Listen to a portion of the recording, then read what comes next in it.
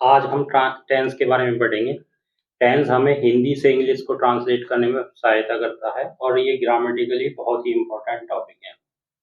तो आज मैं इसी के बारे में बताऊंगा कि टेंस कैसे हम हिंदी से इंग्लिश यानी कि कर सकते हैं। किसी भी हिंदी अगर हमें पता है तो उसकी इंग्लिश कैसे ट्रांसलेट करते हैं। ये बात सभी को पता है कि हमारे 3 तरह के टेंस होते हैं, पास्ट, प्रेजेंट और फ्यूचर। मैं उस डिटेल में नहीं जाऊँगा क्योंकि वो ज़्यादातर सभी को पता होता है। तो सबसे पहले हम जो कोई भी सेंटेंस होता है उसके अंदर क्या पार्ट होते हैं उनको समझेंगे। क्योंकि तब जब तक सेंटेंस के पार्ट हमें नहीं समझ में आते तब तक क्या है हम टेंस को ट्रांसलेट नहीं कर सकते, यानी कि किसी भी हिंदी की इंग्लिश नहीं बना सकते। चलिए देखते हैं, समझते हैं कि सेंटेंस के अंदर कौन-कौन से पार्ट होते हैं। सपोज़ एक सेंटेंस ले लीजिए आप, कोई भी सेंटेंस है, जैसे कि ये सेंटेंस है, Ram is reading a book. ये एक सेंटेंस है। अब इस सेंटेंस के अंदर कौन-कौन से पार्ट है ये हमें समझना होगा। सबसे पहले यहाँ जो बुक पढ़ रहा है वो रीडिंग का मतलब पढ़ना होता है, बुक माने किताब होता है। सबसे पहले हम ये देखेंगे कि यहाँ जो काम कर रहा है वो कौन है। तो यहाँ काम करने वाला कौन है? राम। तो सेंटेंस का पहला पार्ट आपका सब्जेक्ट ही होता है, जिसे जो काम करता है उसे हम क्या कहते हैं? सब्जेक्ट कहते हैं। फिर यहाँ पे जो रीडिंग वर्ड है या इज़ जो वर्ड है, इनको अगर हम गौर से देखें तो ये हमें क्या बता रहे हैं? रीडिंग, पढ़ना। रीडिंग शब्द को अगर हम देखेंगे, पढ़ना। पढ़ने से हमें क्या किसी काम की छवि बन जाती है। तो ये हमारा दूसरा जो पार्ट है वो हमारा वर्ब है। इज़ और रीडिंग ये दोनों ही क्या है? हमारी वर्ब, जिसे क्रिया कहते हैं। और बाकी जो ये पीछे बच गया अ बुक, ये हमारा क्या रह गया? ऑब्जेक्ट। तो हमारे किसी भी जो इंग्लिश का सेंटेंस होते हैं उसके अंदर 3 ये मेन पार्ट ज़रूर होते हैं, सब्जेक्ट, वर्ब और ऑब्जेक्ट। तो सबसे पहले हमें क्या है, इन तीनों ही पार्टों को समझना होगा कि ये क्या होते हैं और कैसे हम इन्हें आइडेंटिफ़ाई करें। सब्जेक्ट को कैसे आइडेंटिफ़ाई करें, वर्ब को कैसे आइडेंटिफ़ाई करें और ऑब्जेक्ट को कैसे आइडेंटिफ़ाई करें। तो जैसा कि मैंने बताया, सब्जेक्ट, सब्जेक्ट कौन होता है? काम करने वाला होता है। किसी भी सेंटेंस में जो काम कर रहा है, कर्ता, जिसे हिंदी में कर्ता के भी कहते हैं। तो हिंदी में जो काम कर रहा है, करता है जो, उसे हम सब्जेक्ट कहते हैं। सेंटेंस में सबसे पहले आपको पहचानना होगा कि कौन काम कर रहा है। अब जो ये सब्जेक्ट है यानी कि जो करता है, हमारा 2 तरह से हो सकता है। या तो आपका कोई नाउन संज्ञा होगी, आपको ध्यान रखना है कि या तो कोई नाउन होगी। नाउन कैसे? जैसे कि किसी का नाम हो सकता है राम, बॉय, गर्ल, ये सब नाउन है हमारे, संज्ञा शब्द। और या फिर कोई प्रोनाउन होगी। प्रोनाउन को हम सर्वनाम कहते हैं। प्रोनाउन हो सकती है। प्रोनाउन में कौन से हो सकते हैं? जैसे कि ही, शी, इट, दिस, दैट, ठीक है? ये सारे हमारे प्रोनाउन हो सकते हैं। अब प्रोनाउन भी हमारे 2 तरीके से हो सकते हैं और सब्जेक्ट में यानी कि अगर हम देखें तो इनको अगर कैटेगराइज़ करें तो 2 तरीके से कर सकते हैं। एक सिंगुलर और एक प्लूरल। यानी कि एक तो एक ही है, जो जैसे कि मान लो Ram, boy, girl, he, she, it, this, that, ये सभी एक चीज़ के लिए लगाए जाते हैं। सिंगल आदमी के लिए या व्यक्ति विशेष के लिए लगाए जाते हैं, सिंगल चीज़ के लिए लगाए जाते हैं। तो इसलिए हम इन्हें सिंगुलर कहते हैं। लेकिन इसके साथ ही दूसरे भी हो सकते हैं, जैसे कि र बॉय की जगह बॉयज़ भी हो सकता था, गर्ल की जगह गर्ल्स भी हो सकता था। सेम इसी जगह जैसे कि ही की जगह दे भी हो सकते हैं, वी भी हो सकता है, यू भी हो सकता है, दोज़ भी हो सकता है। ये प्रोनाउन जो है अलग-अलग इस तरह भी हो सकते हैं। दीज़ भी हो सकता है। तो ये जो अगर ज़्यादा के लिए लगाए जाएँगे तो वो हमारे क्या होंगे? प्लूरल सब्जेक्ट कहला लेंगे। और जो सिंगुलर होंगे वो हमारे क्या हो जाएँगे? जो यानी कि एक के लिए लगाए जाएँगे वो सिंगुलर सब्जेक्ट होंगे। तो यहाँ आपको ये बात ध्यान रखना, सब्जेक्ट के अंदर हमारा नाउन और प्रोनाउन 2 कैटेगरी हो सकती हैं। जैसे कि राम ने किताब पढ़ रहा है, और अगर हम उसकी जगह पे ये भी लिख सकते हैं वह किताब पढ़ रहा है, तो वह किसके लिए, राम के लिए यूज किया हमने, तो वो होते हैं प्रोनाउन। सीधी सी बात ये है कि हमारा सब्जेक्ट दो तरह से हो सकता है, नाउन या प्रोनाउन, और उसमें भी हम दो कैटेगरी, फिर इनको मिला के हम दो कैटेगरी आपकी कर सकते हैं, एक सिंगुलर की, एक प्लूरल। यानी कि सिंगुलर सब्जेक्ट जैसे कि ये, Ram, boy, girl, he, she, it, this, that, और प्लूरल यानी कि बहुवचन जो सब्जेक्ट है, boys, girl, they, we, you, those, these, ये प्लूरल सब्जेक्ट। तो पहला काम हमारा है सब्जेक्ट।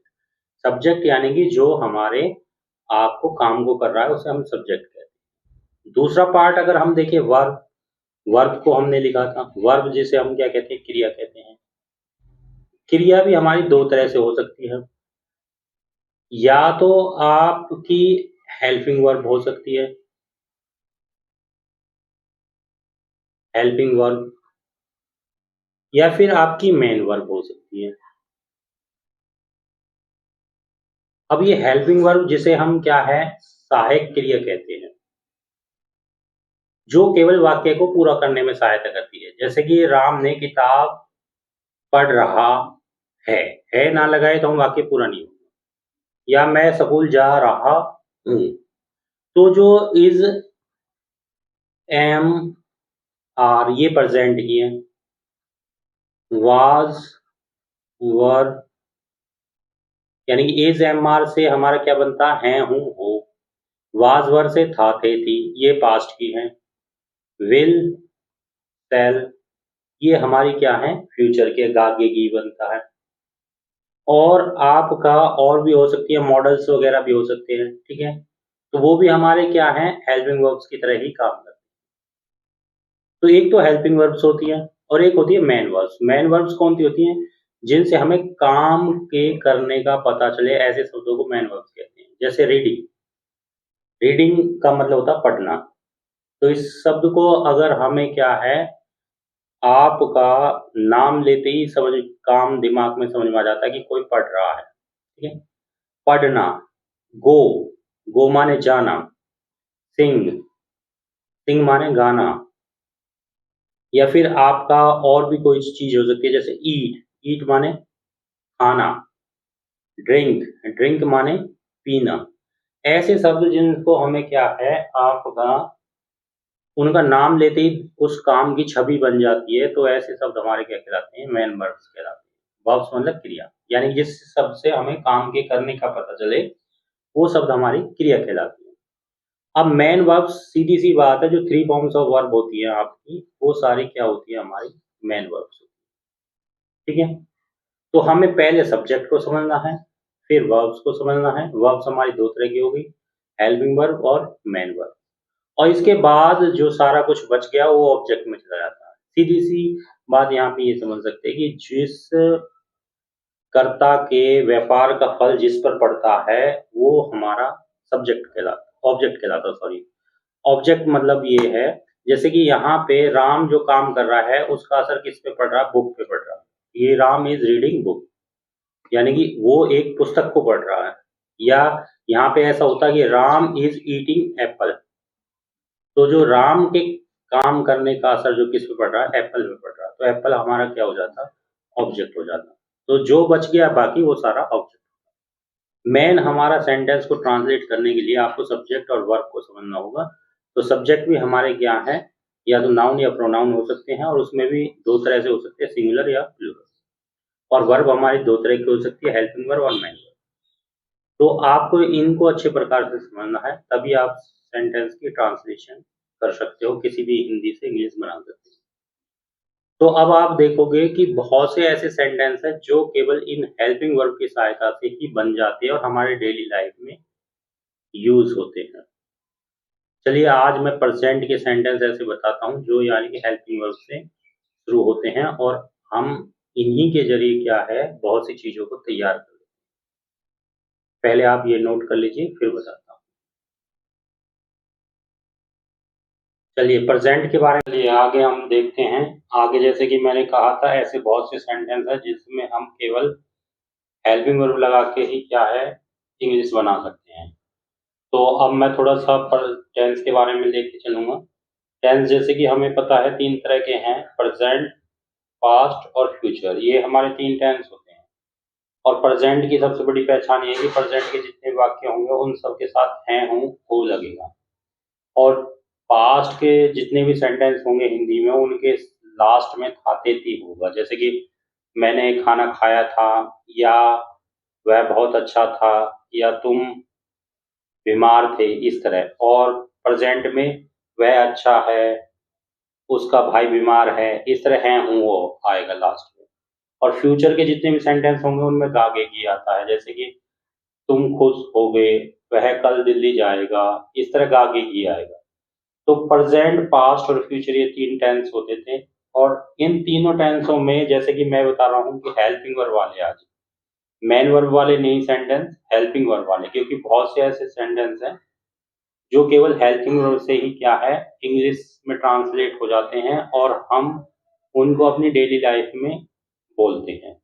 तो केवल हेल्पिंग वर्ब वाले हम पढ़ेंगे। तो आज प्रेजेंट की जैसे कि हेल्पिंग वर्ब मैंने इज, एम, आर बताई थी, पास्ट की वाज वर, और फ्यूचर की विल और शैल। तो हम प्रेजेंट का देखते हैं। तो सबसे पहले जो हेल्पिंग वर्ब वाले सेंटेंस हम पढ़ेंगे, हेल्पिंग वर्ब वाले, ये बात ध्यान रखना, हेल्पिंग वर्ब के जो हमारे वाक्य हैं उनको कैसे ट्रांसलेट किया जाएगा, उनको हम पढ़ेंगे आज। और वो भी प्रेजेंट वाली मैं बताऊंगा कि उनको कैसे आप ट्रांसलेट करोगे। ठीक है, हेल्पिंग वर्ब वाले। तो सबसे पहले अगर वाक्य की पहचान देखें तो वाक्य के अंत में जो हिंदी का वाक्य होगा, उस वाक्य के अंत में हैं, हूँ, हो, ऐसे शब्द आएंगे, आदि आदि शब्द आएंगे। ये तो हिंदी में पहचान है, आएंगे, आदि शब्द आएंगे। ये तो है हिंदी में पहचान कि कौन से वाक्य हैं। दूसरा पॉइंट आपको ये ध्यान रखना है कि इन वाक्यों में, इन वाक्यों में मेन वर्ब, जो कि मैंने 3 फॉर्म्स ऑफ वर्ब बताई थी, मेन वर्ब नहीं होगी। दूसरा फॉर्म पॉइंट आपको ये याद रखना, ये 2 पॉइंट आपको ध्यान रखना है कि जो भी आप हेल्पिंग वर्ब वाले सेंटेंस करोगे, तो प्रेजेंट के बता रहा हूं मैं, क्योंकि प्रेजेंट के अंदर है, हूं, हो आता है। तो सबसे पहले वाक्य के अंत में है, हूं, हो आएगा। दूसरी बात ये, इन वाक्यों में मेन वर्ब नहीं होगी। जैसे कैसे आपके वाक्य हो सकते हैं, ऐसे वाक्य हो सकते हैं जैसे कि मैं अच्छा हूँ, ठीक है, तुम बीमार हो, यह मेरी कार है, वह राम है। तो इनमें किसी भी वाक्य में क्या है, आपका मेन वर्ब नहीं है। इस तरह के बहुत से सेंटेंस है जो यानी कि हम हेल्पिंग वर्ब से बनाते हैं। जैसे कि और भी हो सकते हैं, यह मेरी बहन है, इस तरह के ये वाक्य हैं। ठीक है, तो हम इस तरह के जो हेल्पिंग वर्ब वाले सेंटेंस हैं उनको बनाना सीख रहे हैं आज, कि उन्हें कैसे बनाएंगे। तो उनकी पहचान ये है कि एक तो वाक्य के अंत में है, हूँ, होगा। दूसरा, इन वाक्यों में मेन वर्ब नहीं होगा। तो अब मैं सब्जेक्ट के बारे में ले चलता हूँ, क्योंकि मैंने इन सेंटेंस को बनाने का रूल क्या है, इन सेंटेंस को बनाने का रूल जो होगा वो रूल ये है कि सबसे पहले सब्जेक्ट छांटोगे, फिर इज या एम या आर, इनमें से एक लगाओगे हेल्पिंग वर्ब, और उसके बाद क्या है, ऑब्जेक्ट। जो कुछ बचेगा उसकी क्या है, इंग्लिश ऐसे के ऐसे ही लगा दोगे। अब सब्जेक्ट को जैसे कि मैंने अभी पीछे बताया कि सब्जेक्ट हमारे दो तरह से हो सकते हैं, सिंगुलर या प्लूरल। तो यहाँ मैं तुम्हें थोड़ा सा बता देता हूँ सिंगुलर सब्जेक्ट में कौन सा आएगा। ये सिंगुलर सब्जेक्ट हम पढ़ेंगे जो एक व्यक्ति के लिए लगाए जाते हैं, जैसे कि किसी का नाम हो सकता है राम, ही माने वह, सॉरी, ही माने वह, ये पुरुष के लिए लगता है। शी माने भी वह होता है, स्त्री के लिए लगेगा। अब बहुत से ये सोच रहे होंगे कि मैं इनकी हिंदी क्यों बता रहा हूँ, क्योंकि मैंने कहा ना कि मैं जीरो लेवल से बता रहा हूँ, तो जिन्हें नहीं पता मैं उनके लिए भी बता रहा हूँ, जिन्हें पता है वो ये स्किप कर सकते हैं। अब जैसे कि उसके बाद डैट माने वह, किसी वस्तु वगैरह के लिए लगता है। दिस दिस माने यह, इट माने यह, बॉय बॉय माने लड़का क्योंकि एक है, ये हो सकते हैं। और अगर हम प्लूरल की बात करें, प्लूरल सब्जेक्ट की, यानी कि बहुवचन सब्जेक्ट की, तो उसमें आते हैं जैसे कि वी माने हम, यू माने तुम, दे माने वे, दीज माने ये, दोज माने वो, दूर की में का संख्या में होना, इस तरह के, या कोई इस तरह बहुवचन हो, बॉयज, गर्ल्स, जैसे कि बॉयज माने लड़के, ये सारे। तो सब्जेक्ट हमारे दो तरह से जैसे हमने बताए थे, सिंगुलर और प्लूरल। तो इन्हें बनाने का नियम जो मैंने बताया, बनाने का नियम ये है हमारा। सबसे पहले सब्जेक्ट को छाटेंगे, फिर इज, एम, आर और ऑब्जेक्ट। अब ये इज एम आर कैसे लगाना है कि ये अगर एक वचन होंगे तो इनके साथ इज लगा दोगे, इन एक वचन कोई भी सब्जेक्ट होगा इज लगा दोगे, बहुवचन कोई भी सब्जेक्ट होगा आर लगा देंगे। ठीक है।